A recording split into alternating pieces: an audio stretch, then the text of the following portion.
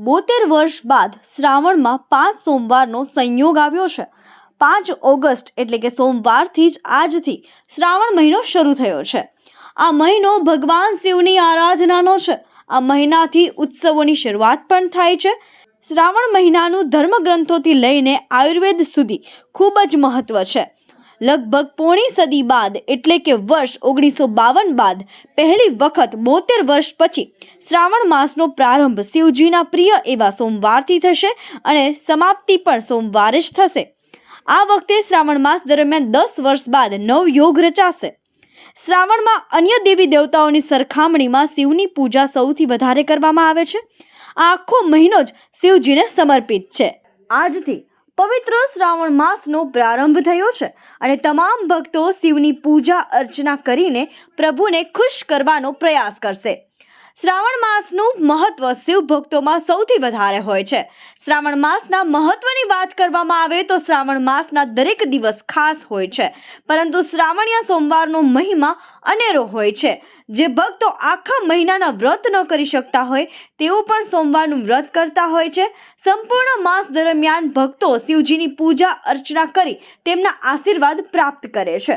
શ્રાવણ માસના સોમવારે શિવજીનો પ્રિય હોવાથી ખાસ ગણાય છે, તેથી જ તો સોમવારનું વ્રત દરેક શિવ ભક્ત કરતા હોય છે। શ્રાવણ માસના સોમવારનું વ્રત જે ભક્ત સાચી શ્રદ્ધાથી કરે છે તેને વર્ષભરની પૂજાનું ફળ પ્રાપ્ત થઈ જાય છે। આ વર્ષના શ્રાવણ માસની ખાસ વાત તો એ જ છે કે પવિત્ર મહિનો શરૂ પણ સોમવારથી જ થયો છે અને પૂર્ણ પણ સોમવારે જ થશે। દેવો અને દાનવો વચ્ચે જ્યારે સમુદ્ર મંથન થયું તો તેમાંથી 14 રત્નો નીકળ્યા। તેમાંથી એક હળાહળ વિષ પણ હતું। વિષની ઉષ્ણતાથી સૃષ્ટિને બચાવવા માટે ભગવાન શિવે આ વિષને ગ્રહણ કરી પોતાના કંઠમાં ધારણ કર્યું। આ સત્કાર્યથી પ્રભુ નીલકંઠ તરીકે ઓળખાયા। ત્યાર પછી સતયુગમાં પ્રભુને ઠંડક આપવા દેવી દેવતાઓએ પ્રભુ પર જળનો અભિષેક કર્યો। ત્રેતા અને દ્વાપર યુગમાં વિષના પ્રભાવથી ઉષ્ણતા દૂર કરવા માટે ભગવાન પર દૂધનો અભિષેક કરવામાં આવ્યો અને કળિયુગમાં વિષના આ પ્રભાવને દૂર કરવા માટે પ્રભુના ભક્તો તેમના પર જળાભિષેક કરે છે।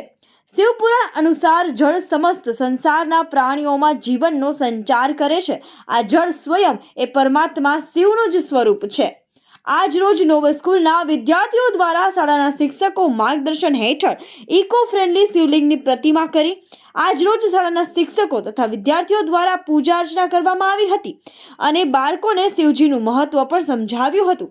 આ સાથે જ શાળાના શિક્ષકોએ જણાવ્યું હતું કે બાળકોમાં શિક્ષણની સાથે ધર્મનું અને સંસ્કારોનું સિંચન થાય એ માટે અમારો આ નાનકડો પ્રયાસ છે। સોમવારનો શ્રાવણ મહિનો એટલે કે આજે આપણા ભોળાનાથ આપણી વચ્ચે આવી ગયા છે। શ્રાવણ મહિનાની શરૂઆત થઈ ગઈ છે અને એ જ સાથે બધી જગ્યાએ બધા મંદિરોમાં શ્રાવણ માસનો જે મહત્વ છે એના વિશે શિવજી વિશે આપણે હિન્દુ ધર્મમાં શાસ્ત્રોમાં ઘણું બધું કહ્યું છે અને શ્રાવણ માસ તો શિવજીને પૂજવાનો દિવસ છે।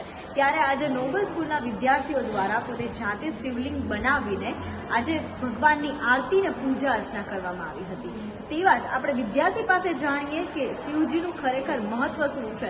નોબેલ સ્કૂલના વિદ્યાર્થીઓ આપણી સાથે છે, ચાલો એમની સાથે વાત કરીએ। તમારું નામ? મોહમ્મદ વિજેશ। શિવજી વિશે શિવજીનો મહિમા અમારા દર્શક મિત્રોને તમારા શબ્દોમાં અગડ બમ ડાક વાગે ડમરું નાચે સદા શિવ આગે ભૈરવ। અગડ બમ ડાક વાગે ડમરું નાચે સદા શિવ આગે ભૈરવ। નાચે ગુણેશાન નાચે હનુમાન, નાચે ગુણેશાન નાચે હનુમાન। પાર્વતીના પ્રાણનાથ ભોળા ભગવાન યગડ બમ ડાક વાગે ડમરું નાચે સદા શિવ આગે ભૈરવ।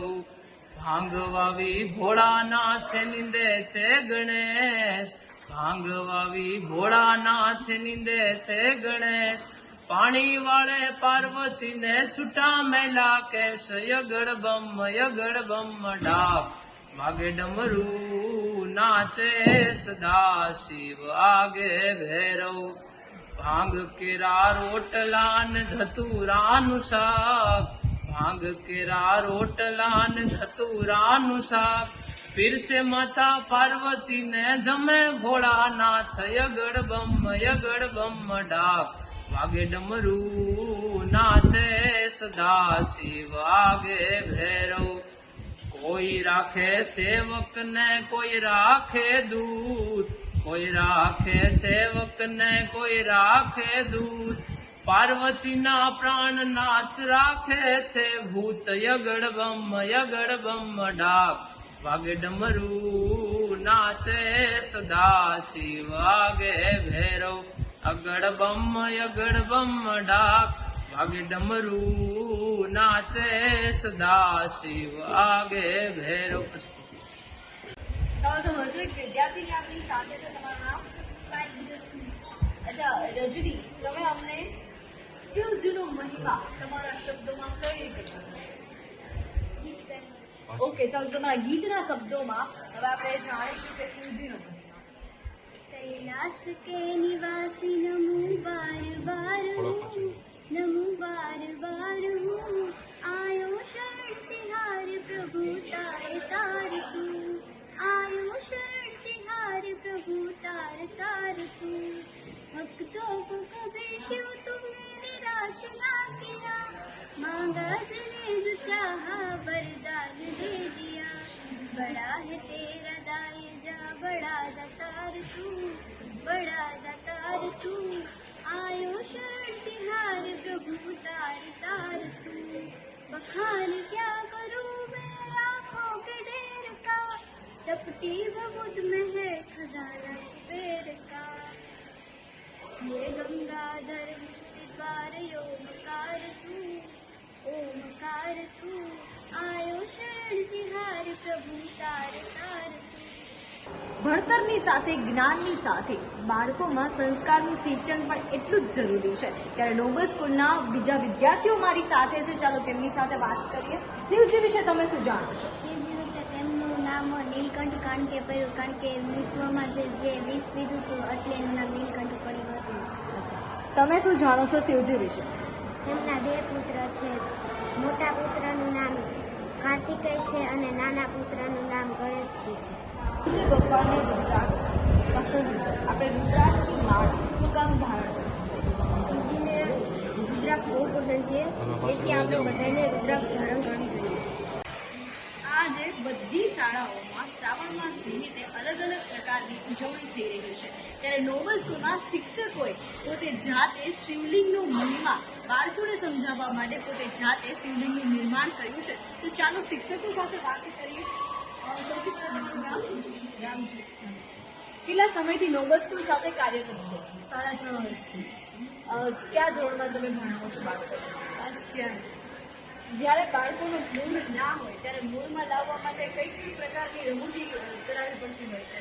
કોઈ જોક્સ છે, એક્સ્ટ્રા એક્ટિવિટી છે, ફન વિથ એક્ટિવિટી છે, ઘણું બધું. આજકાલના બાળકોમાં શું શીખવા જેવું હોય છે? એક્સ્ટ્રા એક્ટિવિટી હોય પ્લસ એણે ઘરે જે કરેલું હોય એ શીખવા મળે, જે તે ટીચરે કંઈ કરાવ્યું હોય એક્સ્ટ્રા એ શીખવા મળે છે. અને બાકીની ઇતર પ્રવૃત્તિ તહેવાર વાર હોય તો એનામાં કેટલી પોઝિટિવ છે કે એનો ઉત્સાહ હોય, સાથે સાથે ભણવાની સાથે સાથે ઘણું બધું શીખવા મળે છે. હવે અત્યારે જે તમે જાતે શિવલિંગ બનાવી છે શ્રાવણ માસની, ત્યાં બધા શિક્ષકોની મહેનત છે. તો શિવલિંગ બનાવવા માટે પહેલો વિચાર કઈ રીતે આવ્યો કે આપણે આવું બાળકો માટે આવું કંઈક નવું કરીએ? કે બાળકો માટે પહેલાં એવો વિચાર આવ્યો કે જો આપણે કરશું ને શરૂઆત તો બાળકો એનાથી ઉત્સાહ થશે અને બાળકો જાતે પણ કરવાનો પ્રયત્ન કરશે. અને શિવલિંગ બનાવતા કેટલો સમય લાગ્યો હતો? શિવલિંગ બનાવતા 4 કલાક જેવું થયું હતું, પણ કલર ને બધું કરતા 6-7 કલાક જેવું થઈ ગયું સુકાતા એને. અને જ્યારે આખું શિવલિંગ બનીને તૈયાર થયું અને આજે જ્યારે આરતીની પૂજા થઈ ત્યારે તમારો જે ઉત્સાહ હતો એ તમને કેવો ઉત્સાહ હતો? આઈ ફીલિંગ ગુડ, બેટર. ઓકે. અને બાળકોને આ શિવલિંગ જોઈને આજે બાળકોમાં પણ કેવો ખુશીનો માહોલ છે? ખૂબ જ આનંદ હતો, બહુ ઉત્સાહિત હતા અને પોતે પ્રાર્થના માટે મીન્સ કે આરતી માટે ખૂબ જ ઉત્સાહિત હતા. ઘણા તો ઊભા થઈને પ્રાર્થના માટે રેડી હતા આરતી માટે. ઓકે. હવે એ સાથે તમે આજે શ્રાવણ માસ નિમિત્તે નોબલ સ્કૂલ તરફથી તમે શું કહેવા માંગો છો? નોબલ સ્કૂલે જે ટ્રાય કરી છે શિવલિંગ બનાવવાની એવી બધી સ્કૂલોને શુભેચ્છા પાઠવી છે કે બધી સ્કૂલ આવી રીતે આવી ઇકો ફ્રેન્ડલી શ્રાવણ માસમાં શિવલિંગ બનાવે અને પાણીમાં પધરાવે. સ્કૂલમાં આજે શ્રાવણ માસના સોમવારે બાળકો અને ટીચર્સો સાથે શિવલિંગ બનાવ્યું કે કેવી રીતે બનાવ્યું તે હું તમને આજે કહીશ. આ શિવલિંગ છે. સૌ પ્રથમ તો અમે ખેતરમાં ગયા, ખેતરમાંથી માટી લીધી, માટીને ચાળી અને ત્યાર પછી પાણી મિક્સ કરી અને માટી અને પાણીને બેને મિક્સ કરી અને ગૂંધી ત્યાર પછી માટી છે એને રોટલાનો શેપ આપ્યો, ત્યાર પછી નીચેનો થર બનાવ્યો, ત્યાર પછી ઉપરનું લિંગ છે તે બનાવ્યું, માટીનો આખો થર બની ગયો, ત્યાર પછી ઓઇલ પેન્ટ કલર છે એ તેમાં કરવામાં આવ્યો, ત્યાર પછી સાપ છે તેને ફોઇલ પેપર અને લાકડીની દાંડી વડે બનાવવામાં આવ્યો, ત્યાર પછી નંદી અને કાચબો તે બંનેને પણ માટીથી બનાવ્યા છે. તો આજે શ્રાવણ મહિનો શરૂઆત થઈ ગઈ છે ત્યારે આપણે સ્ટુડન્ટ્સો પાસેથી વિદ્યાર્થીઓ પાસેથી પણ શિવજીનો મહિમા જાણીએ. તો જ્યારે આજે શ્રાવણ માસ નિમિત્તે અમારા BSNના જેટલા પણ દર્શક મિત્રો છે તે બધાને શ્રાવણ માસની ખૂબ ખૂબ શુભેચ્છાઓ. ભગવાન તમારા પર હંમેશા પ્રસન્ન રહે અને તમારા ઘરમાં સુખ સમૃદ્ધિ અને શાંતિ આવે તે બદલ BS9 TV ન્યૂઝ તરફથી બધાને શ્રાવણ માસની ભોળાનાથની ખૂબ ખૂબ શુભેચ્છાઓ.